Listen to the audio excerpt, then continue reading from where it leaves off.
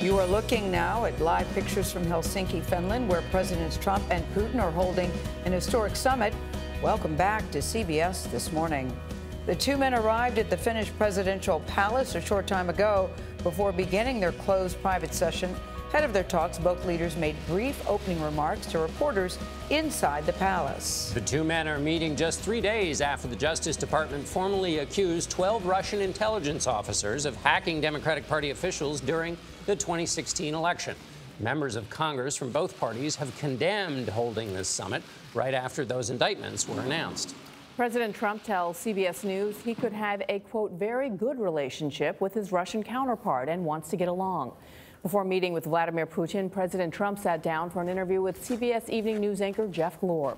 They spoke over the weekend at the Trump Turnberry Resort in Scotland. And Jeff is back with us in New York. Jeff, quite an extraordinary interview. A lot of news made. Yeah, just back and good to be here, Bianna. How much this meeting means depends on who you talk to. President Trump wants more of an open conversation.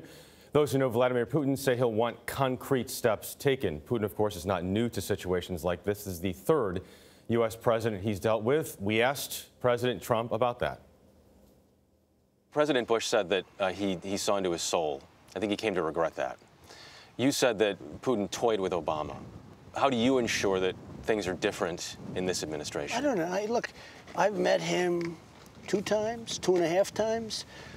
Most of you people were there when I met him. I think that I may have a very good relationship, and I think I may have a very bad relationship with him. I have no idea. I love the United States. He obviously loves Russia. He's for Russia, I'm for the U.S. We'll have to see what comes of it, but I think we have a chance to have a very good relationship. I mean, the couple of times I've met him, we got along very well. They were very short meetings, but we got along very well. And if I got along with him, that's a good thing. You know, we're a magnificent, powerful country. They're a very powerful country. We're a nuclear country. They're a nuclear country. And getting along is a good thing, not a bad thing. The Russians who were indicted, would you ask Putin to send them here? Well, I might. I hadn't thought of that, but I'll be asking about it. But again, this was during the Obama administration. They were doing whatever it was during the Obama administration. And I heard that they were trying, or people were trying to hack into the RNC too, the Republican National Committee. But we had much better defenses. I've been told that by a number of people. We had much better defenses, so they couldn't. I think the DNC should be ashamed of themselves for allowing themselves to be hacked. Asked the president what the goal of this meeting was. He told me tell us after. We also asked about the tone, what he'd like the tone he'd like to strike in this meeting. He brought up investigations again, saying they hamper relations between the U.S. and Russia on a continuing basis. I also did ask the president at one point who he thought America's biggest global foe was at this point.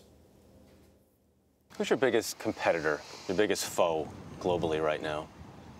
Well, I think we have a lot of foes. I think the European Union is a foe, what they do to us in trade. Now, you wouldn't think of the European Union, but they're a foe. Russia's a foe in certain respects. China's a foe economically, certainly. They're a foe. But that doesn't mean they're bad. It doesn't mean anything. It means that they're competitors. They want to do well, and we want to do well. And we're starting to do well. I followed up with him. It said some people might be surprised to hear you list the EU as the first foe before Russia, China, never mind, Iran, others potentially.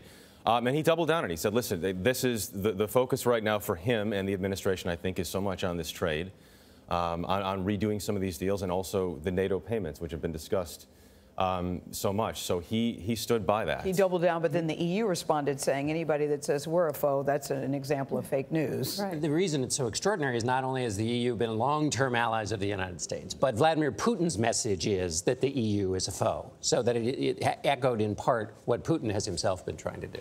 Yeah, and it is interesting that the EU injected itself into that debate as well.